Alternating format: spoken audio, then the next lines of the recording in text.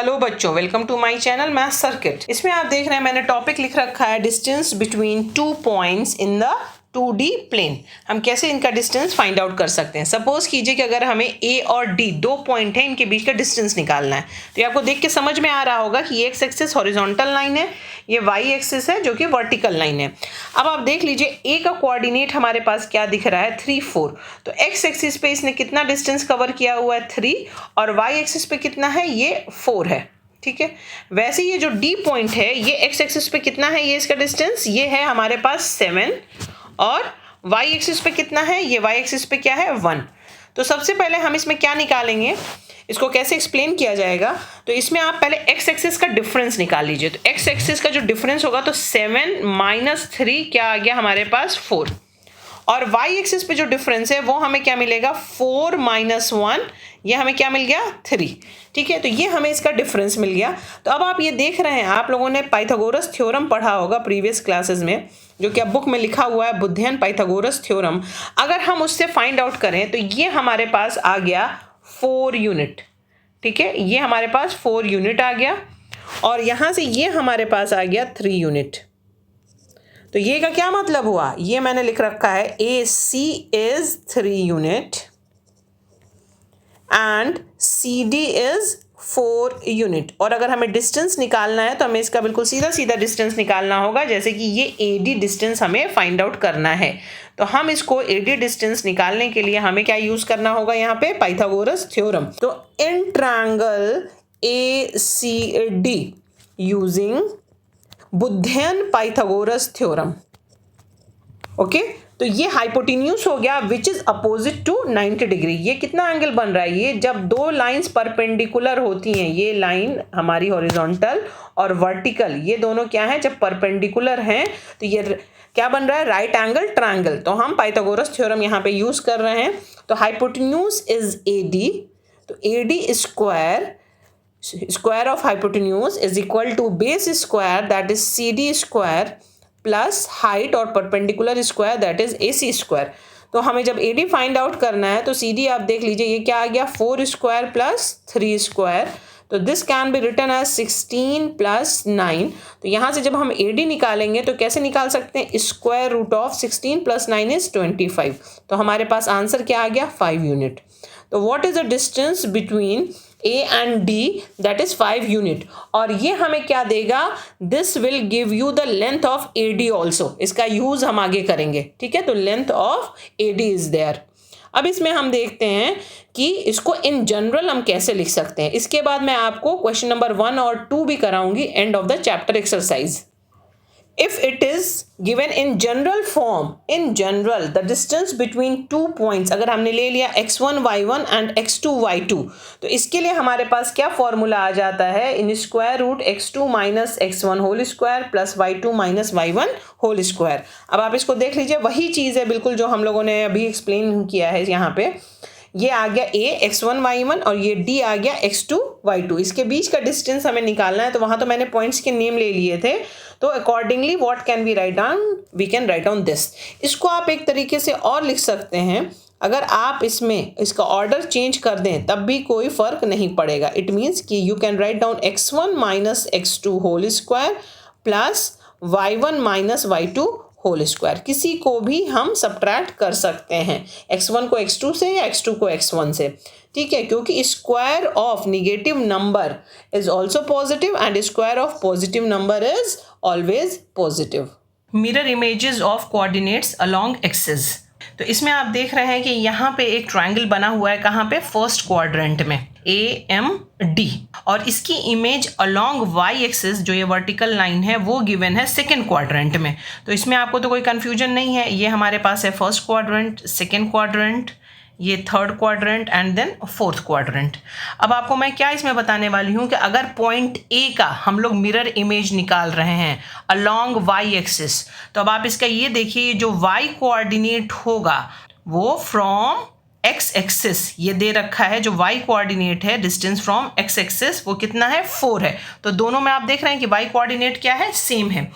लेकिन जो x coordinate है, ये x कोऑर्डिनेट उसका मैग्नीट्यूड तो सेम है, लेकिन इसका जो साइन है वो क्या है, वो डिफरेंट है। प्लस है तो माइनस और माइनस है तो प्लस। इसी वजह से ये दोनों यहाँ पे क्या है, इसके मिरर इमेजेस हो गए a और a'। वैसे ही अगर आप कोई और पॉइंट ले लेते हैं, जैसे कि पॉइंट D ले लीजिए, इसमें सब अलोंग y एक्सिस दे रखा है, तो D का जो मिरर इमेज बन रहा है इसमें भी वही चीज़ है। इसमें देखिए y कोऑर्डिनेट जो है वो यहाँ पे 1 है, यहाँ भी 1 है। ओके, तो y कोऑर्डिनेट मतलब क्या हो गया, वर्टिकल डिस्टेंस। और जो x कोऑर्डिनेट है इसका वो यहाँ पे 7 है और यहाँ पे क्या है, वो -7 है। सिमिलरली आप m का भी देख सकते हैं, यहाँ पे y कोऑर्डिनेट क्या है, 6 है, ये भी 6 है, सेम गिवन है। लेकिन जो x कोऑर्डिनेट है ये 9 है, तो ये क्या हो गया, -9। तो ये आपको समझ में आ गया होगा। अगर इसी ट्रायंगल का ADM की हम mirror image along x axis अगर करते हैं तो वो कहाँ बनेगी, इसके आंसर को आप कमेंट करके बता सकते हैं मुझे। मैं एक हिंट दे दूं कि अगर अलोंग x एक्सिस होगी तो वो कहाँ आएगी, वो आएगी 4th क्वाड्रेंट में। तो इसके अकॉर्डिंग अगर हम इसको समझें तो कहाँ पे आ सकता है पॉइंट इसका, इसमें अभी हमारे पास y कोऑर्डिनेट सेम था क्योंकि y एक्सिस के अलोंग था। अब अगर हमारे पास x एक्सिस के अलोंग है तो हमारा x कोऑर्डिनेट सेम होगा, तो D हमारे पास कहाँ आएगा, यहाँ आ सकता है हमारा पॉइंट D, जिसका x कोऑर्डिनेट सेम है, दैट इज 7। लेकिन y कोऑर्डिनेट क्या हो जाएगा, मैग्नीट्यूड तो वही रहेगा यानी कि 1, लेकिन साइन क्या हो जाएगा, डिफरेंट। तो ये आप देख रहे हैं, ये जो आ जाएगा हमारा D का मिरर इमेज आएगा, D" मैंने इसको कर दिया है, तो along x axis. Similarly you can find out the mirror image of A, M and C also. तो you can get it very easily. Comment करके मुझे बताइए कि आपको इसके mirror image along x axis कहाँ मिल रहा है। अब इसके बाद हम एक्सरसाइज के क्वेश्चंस करते हैं। एंड ऑफ चैप्टर एक्सरसाइज 1 में क्या देख रखा है, what are the x coordinate and y coordinate of the point of intersection of 2 axis. 2 axis जहां एक दूसरे को इंटरसेक्ट करते हैं उसका x कोऑर्डिनेट और y कोऑर्डिनेट क्या होता है वो हमें फाइंड आउट करना है। तो पहले हम इसको ड्रॉ कर लेते हैं। जैसा कि आपको ऑलरेडी पता है, ये हॉरिजॉन्टल लाइन है, ये क्या शो करेगी, ये शो करेगी x एक्सिस, ठीक है। वैसे ही वर्टिकल लाइन है, ये क्या शो करेगी हमें, ये शो करेगी y एक्सिस। तो इसको आप लिख लीजिए यहाँ पे x एक्सिस और ये आ गया हमारे पास y एक्सिस। तो ये एक दूसरे को जहां कट करते हैं वो कौन सा पॉइंट होता है, वो होता है ओरिजिन। और इसके कोऑर्डिनेट आपको पता है ना क्या क्या क्या होते हैं, 0,0। यहाँ पे x कोऑर्डिनेट भी 0 होता है, y कोऑर्डिनेट भी 0 होता है। तो आप यहाँ पे लिख देंगे सोल्यूशन में x coordinate is 0 and y coordinate is 0। तो दोनों का आंसर हमारे पास क्या आ गया, 0, 0। तो अलग अलग लिखना है, तो इस वजह से इसको आपको सेपरेटली ही लिखना होगा, ठीक है। So this is done question number 1। अब आ जाइए नेक्स्ट क्वेश्चन पे, क्वेश्चन नंबर 2 पे। Okay, what is given here in question number 2, point W has x coordinate equal to -5. Can you predict the coordinates of point H which is on the line through W parallel to y axis? Which quadrants can H lie in? तो यहाँ पे देखिए मैंने कुछ points लिख रखे हैं, इसको आप ध्यान से नोट डाउन कर लीजिए।